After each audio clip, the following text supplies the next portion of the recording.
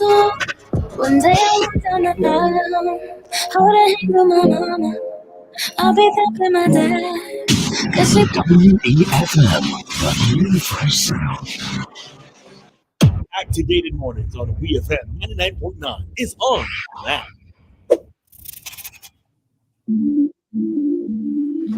Good morning, siblings and grenadines, and we are back. The time is 9:24, soon to be 9:25 here in St. Vincent and the Grenadines. If you're just joining us, you listen to Ari, and with me is Christal, and we have Doc Thompson and Rolisa joining us this morning. Good morning, Rolisa, because we don't say morning to Doc. Morning, Ari. It's like morning to Meredith, I think, kind of. Whatever. Anyway, bye. We on air. Move on. Move on. Yeah. This is our talk to be session for today, April 8th. The number to call is 457-9997. Also, the number to WhatsApp 457-9997. We're live on YouTube and Facebook. And previously, we were discussing an incident that is alleged to have happened Friday involving a student of the Ibile government school, the principal, and a mentally impaired person and her sister. Speech and hearing. No, thank you very much. Speech and hearing. Possibly hearing, but She said she's hearing and speech impaired. My deepest apologies for that. I didn't even. Thank you very much. Now, questions I want to raise. and possibly pregnant. If no, Oh yes, that's also a possibility, because that was in the beginning. She said she was going for a test. she was doing her weekly, I think, routine pregnancy check. Interesting. Yeah. So my question is: do parents, relatives, and friends blindly defend the children, their relatives, niece, not the friend of a your friends have children and you jump in to defend them blindly? Is that a case? Okay, so this is a generic question and not It's necessarily. a generic question. I don't know if you it's motivated by it, but not based on the story. Okay. All right. So I was listening to most of the discussion for the morning. As I think I was getting a bit from you and Doc at the point that I left off was in terms of Doc wanting to maybe hear the full details of the story and not just the side that was posted by the individual, right? But whatever the case may be in this instance, what I say yes or no to this, sometimes I think this is based on the age of the parents. Because what it is that I tend to find is that the older parents are, am I stats correct? I'd have to say in some instances, right? Older parents tend to try to get to hear both sides of the stories, right? I am not going to generalize and say that yes, parents blindly defend their children, because in my household, my mother would not defend something that is wrong, right? She would not look to just say my side if it's an incident that happened in school. But never really happened with me, but but at least go into the school to hear what the situation was and then get to hear both sides of the story, right? I do have an issue with parents who jump and believe that their child's word is gospel, right? Especially in the school setting where they are quick to go down to the school and curse teachers, curse principals, even go after children, right? That is what it is I have an issue with. And this is why I said it's sort of based on maturity. And our maturity doesn't always have to deal with age, but your level of thinking, right? Because you can't just accept everything that your child say as being gospel and go and defend your child. Hey, I could tell you of an experience I had in prep school when we were in grade 2. I think I was in grade 2. Grade 2 is what? looking Yes, back, what? Junior 1? Yeah, Look at us. Oh, looking back at it, it's funny because we had believed that a girl had taken a pencil from another girl's bag. And a lot of us were in the class saying, you thief, and then, children. So you pick up to the whole class, thief, and when they call it a thief. And her mother reached her in the school, and that's the first time I heard her because children. Oh, look, oh, my daughter, no thief. How is it thief? Yeah, F note in with good Christians. I'm just kidding with the Christian, but and with good innocent airs in prep school, we're hearing that. And I've seen other instances on multiple occasions where once something happened, a relative is quick to run in. They're not trying to what's the word I'm looking for? It starts with a D. De-escalate. They're not trying to de-escalate the situation. They go straight in to defend the person that they know. And I think situations like that are quite dangerous for adults. Not quite smiling. I think I may be the only one in this room who has children that may be older. Oh, that may be older. Okay. Older than all of you. I'm a grandfather. And I want to say, first of all, I've learned now not to trust singular posts and how they are shaped, who wrote it for them, how it was edited, and so forth. I'm very cautious about that, especially, as I said, being a doctor. Patients come to me and trying to find out what's wrong with them, and they wouldn't give me half the information. And I have to figure out what's wrong with them.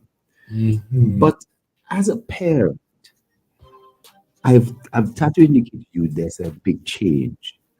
I reflect back 50, 60 years ago, you beat the child and you sit this child in a corner, then hold on to a stone, a big stone.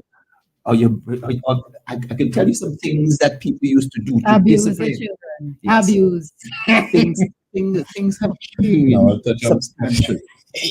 And especially in the outer world, you can't beat your child and so forth. Child services and so forth will come after you. Here in St. Vincent, you can still do that. But I've also found that parents do stick up for their kids. It's part of it's a competitive thing, especially exam times and so forth, and who passes and who comes first and all that kind of thing at races or academically. But in addition, when other problems develop, children have a way of making today their parents feel you don't love me. You ain't stick up for me. You believe the teacher over me, right? When they should believe the teacher over them. But I think parenting definitely has changed. A lot of psychology involved now, and some of it may be wrong. And children are more aware of their rights as well. Children much more aware of their rights. And I have some questions about the story, Harry. The more and more it's come across, I have some serious questions about it. And I want to dig a little bit because I don't know the principle, but I think on air, we've almost like put the principle on trial. Yes, Anne? Should they be? Maybe. Maybe not. Yes, Anne, because we don't have the facts. They're not going to give any information. They will give information to some other source. There'll be an education officer who would probably get this feedback, and there'll be a follow through on top of this thing. Because if they actually bit somebody and there's a complaint, the police, the services have to. I don't know if that was part of the complaint, but it has to be done. And well, have to the lady says that it got to the police, they made reports. So according to the person making the accusations, it already got to the police. Yeah. Yes. We await the end of it. Yes. This whole subject of the sister, what it also indicates when is it? I gotta say this person, you said mentally, you correctly say mentally. So this person is speech impaired, hearing impaired. She said hearing impaired. When I say hearing impaired, their degrees and so forth and things like that, and they are linked. Speech and hearing is linked. But this is also seen a young person. If they're dealing with this person must be under the age of 40 to cover pregnancy tests and so forth. You know what I mean? And the sister, how old is the sister? So we have two adults with an 11-year-old. An 11-year-old, we are pushing as if they have attacked two adults. You know? And what has been the response of two adults to that 11-year-old? Plus, we have it that the 11-year-old was part of a group, and it was probably about 5, 6, or 7 11-year-olds. So it's a real bit of a conflict how we have to rationalize this whole thing. You know what I mean? And when the principle then comes out, what's the principle? Are they separating out the thing and therefore then to separate out and go right? No, I can't believe that. You know, something is wrong there with the information. All right. Well, I guess we could probably move from that part of it to the just general conversation on parents, maybe depending on the children, etc. Because that is something that we see in society. I find the outlook of that interesting, because yes, while I do believe that it's fair for you to want more information. In my experience, we don't get the truth from these government industries, these government departments, ministries, sorry. We don't get the truth from the police.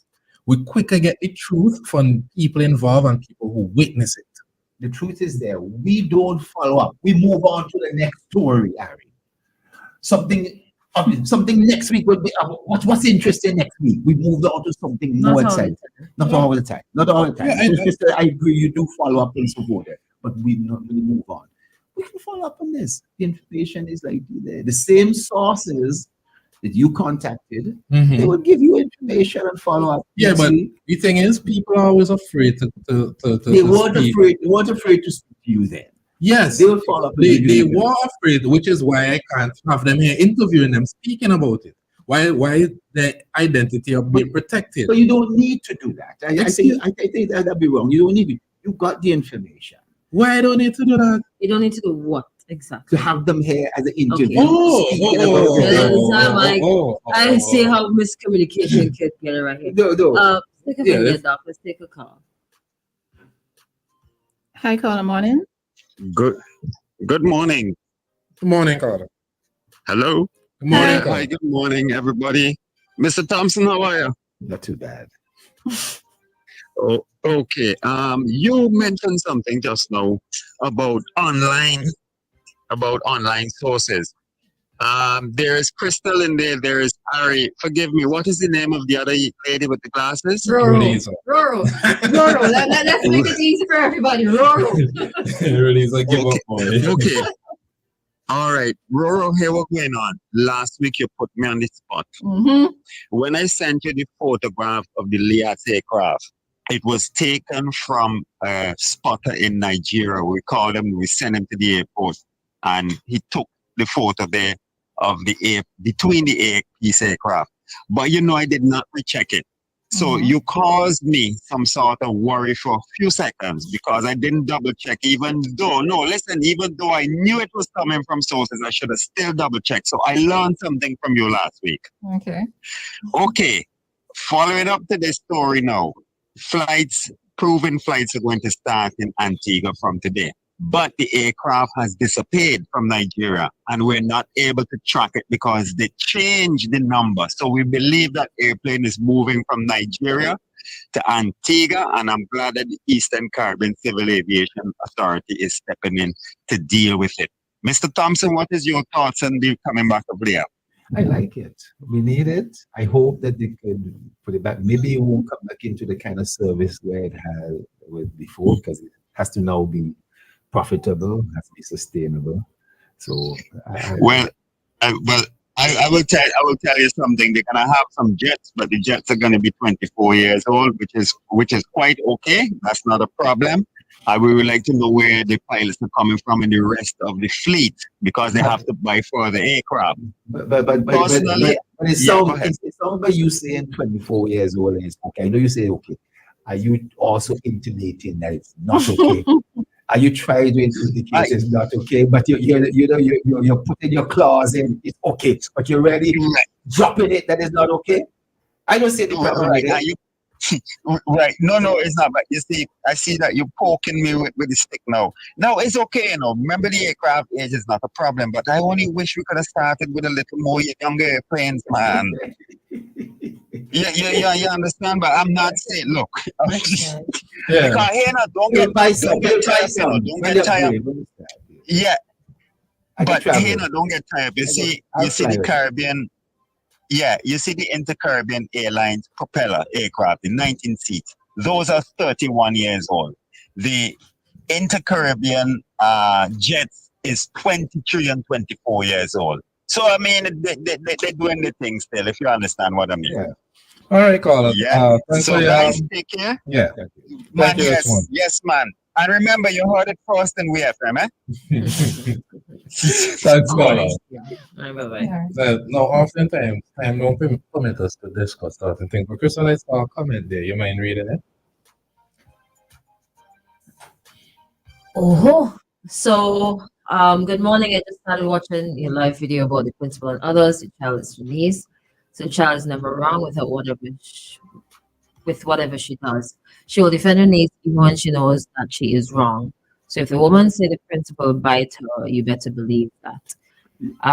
They are a parent and a past student, and I followed up by asking, have you ever had a situation with a said child? Yes. If I didn't, I would not have said anything. That's more people now saying that there's an issue with this specific situation. With the child. In the break, that's the same one you mentioned, right? Mm-hmm. I was the same one you mentioned. You mentioned that in the break. You read that to me in the break. And questions were asked, and they confirmed the relation and what they know. And now they're saying that they've had run-ins with the child. Yes. They saying they had run-ins. That's the last thing I said. I asked her, but person, have you ever had a situation with this said child? The response was yes. If I didn't, I would not have said anything. So we can't treat it like a situation that people pulling out of thin air. A lot of different people are having interactions with this same child. And what I believe we call him is a doctor or psychiatrist, because I recognize her voice from calling in the mornings. But what she asked for, was the condition? ODD. That might be the case. Yes. You gotta get ODD or ADD? ODD. What's ODD? I know ADD is attention deficit disorder. No, it's oppositional defiant disorder. All right. It may be that, but in terms of not having, can't make a diagnosis just from the. No, but she didn't say that this was a. She said this was consider. I know it needs a psychiatrist, and I do agree with that. But I want to get back to Roro. As you said that, somebody said, call her gangster. What is her? You gotta embroider a shirt like that or a hat. Make it better. Gangster. And put the thing in the back and flip it back. You gotta back your hat like you PM. Don't you? Harry, I mean, Christal, you now have a child. And that whole issue of parenting and so is coming to the fore. It's a young child. How, Harry, I want to get at something. In terms of how do you think you were parented? Do you think that you had the best parenting? Chabu. If you give your mother a run for your money. Chabu. Yes. I'm talking in general terms. How do you? I think that my mother was a phenomenal parent. I Your mom do is think that, I don't know. Okay. I'm being dead serious. I think my mother was a phenomenal parent. I had outside influences when I went to school and different things, and I was behaving in a particular way. And my mother did not defend that behavior at all. I heard you were a bad boy. Yeah, my mother never used to defend any nonsense that I did. Let me ask you. Listen. But it's Christal. What else? But I don't want to be an honest. What about your father? What about your father? My father is not from St. Vincent, does live in St. Vincent. And do you think, I can't tell you, that the absence of a father and so forth, that didn't affect your mother filled those two roles? I feel like my mother filled both roles. In St. Vincent and the Grenadines, clearly we have a lot of persons who are parented by not only just their mother, but maybe their grandmother, because we are migrants. We've gone to England, we've gone to Canada, we've gone to Trinidad and Barbados and so forth, and everything. Or there could be early passing away, death. These are some substantive issues, but there's no proof that a single parent, basically a child with a single parent, is really at a great disadvantage. Maybe a child of two solid parents is at an advantage, but it's not necessarily that they're at a disadvantage with a single parent, right? And I think that this is one of the things about parenting. There can be the absence of one parent or another, or even both. And does this affect the child? The thing of it is that there's always this great debate about whether somebody grows up in a single parent home or in a home with two parents. There are times when I would say that growing up in a house with two parents doesn't mean that the child is going to turn out better anyway, because there are things that they're going to observe within that two parent household. I was having a conversation with a friend just last week, and it stemmed from the leak issue, but it was multiple things that we were talking about. And I said, one of the things that I've noticed is that there are many persons growing up who don't know what love is. The reason why they don't know what love is that they may be growing up in a home with both parents, and they're observing the way in which daddy interacts with mommy. Daddy is probably beating mommy. Daddy is coming home late. Daddy is bringing home outside children to mommy, right? So they have a warped view of what love and what relationship is. Now you're going to have maybe a female in that case who is seeing this and either going to accept this from her husband coming because she thinks mommy did it and it's acceptable, so I should also accept it. Or you're going to have a female going to the extreme where she says she doesn't want any man at all, she doesn't want a husband at all, right? It goes the same for a boy where he's thinking that because daddy used to beat mommy or because daddy used to disrespect mommy, that it's okay for him to do it. So it's not, I don't necessarily put it down to single parent or two family household. I think it's what the child has observed that is the correct thing. Well, you said something. Did I miss something about the leacock issue? Oh, no, we're not going through that. What was you on social media last week? We're not doing that. You are so humorous. Like this. Time this morning is 9:47. 10 seconds. Tell me what happened. No, I want to share the eyewitness article with you, and then you could come to your own conclusion about the entire thing. All right? Plenty. I hope I'm beat up about bad Sinclair and so forth. But you're going to jump to community dateline? Yeah. All right. So there was just one thing because I was trying to just bring back the topic to what we were dealing with, right? So there's that one hand of you have parents who are defending their children. But then you have, on the other hand, there are parents who accept everything that is being said about their child as the wrong thing, right? A child may have faltered, let's say, last term, and you're going to bring it back up to them every single time that you hear a report. So this child is just going to constantly be hearing that they're bad, they're negative. Everything that they do is a bad thing. And that plays a part on how a child grows up. And it also plays a role in the way in which, in the relationship that they have with their parent, because it's almost as if, like, I do not want to tell mommy or daddy what is happening with me because you're going to bring up something from the past and you're going to use it to forever judge me. So I think parents have to be mindful in terms of, yes, you're not going to accept necessarily every bad thing. How do you balance those two things? You have to know your child, and you have to communicate with your child, and you also would know when your child is lying to you. And in terms of knowing when your child is lying to you, it means that you also have to do things as the research, as in go into the schools and talk to the teachers. Yes. Right? So you have to start to find a way to balance I think that what parents don't do is go into these situations open to hearing what exactly happened, the other sides of the story. They heard there was an altercation, somebody hit your child, nobody hit my child. Reach up in the school, they're not coming to the school with an open mind. They're coming to the school for some sort of revenge. They're not trying to understand the situation, and I think that is one of the major problems that we're having today. Yeah. And parenting is work. You have to put in the work. So that's why I said last week, not because you can make a child means you should make a child. You have to be prepared for the responsibility that comes with having a child.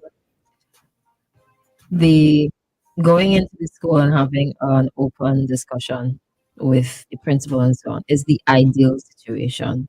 I think so. Throw in the mix, the emotions, the maybe childhood traumas from the parent's perspective. Did the parent grow up as a bully? Is the parent being abused currently? Is hearing what has happened to my child triggering that parent and they get emotional because they put in themselves, it's like, oh, this happened to me when I was growing up, this happened to my child. Let me running and defend because when I was growing up, my mother never defended me. There are a lot of things that like you also have to consider. I find this probably really have to be a teacher or a principal because in the moment you could also get like really emotional, but like you have to take a step back because you're parenting children while you're a teacher, you're parenting the children, but you also have to like be a parent to the parents too. Because some parents never really like emotionally grew up. So it's very dynamic. It's not like one size fits all. I hope this situation is rectified as soon as possible because I find like too many people are seeing the same thing and it's not a good thing. So fix it. Yeah, I'm definitely going to see if we can follow up. I don't expect the truth to come from the authorities, but we'll see. Maybe we might get the truth. If there are other parents who have had issues, report it. Yeah, I If you think don't get everybody needs to come justice together from and the report it. principal, report it to the And I ministry. remember And I you're think- doing this in the best interest of that child. Yeah, People but will not see it that way. yeah, They will not I see know, it that I know. way. but I do think that when the ministry investigates this, that the teachers need to come forward as well. A lot of people are always afraid to speak because they don't know if they're going to be victimized. They don't know what exactly is going to happen to them. They don't know if they're going to try to apply for transfer and the transfer not come through. All kind of things could go wrong when you're speaking up against certain I things. They don't want would it, say that irrespective of whether somebody may be a relative or so, you may also have a more in-depth knowledge of some of the problems, the psychological problems that may exist, and what approaches are being taken. And it's not necessarily that beating and harsh disciplining or expulsion or whatever it may be the case, you know.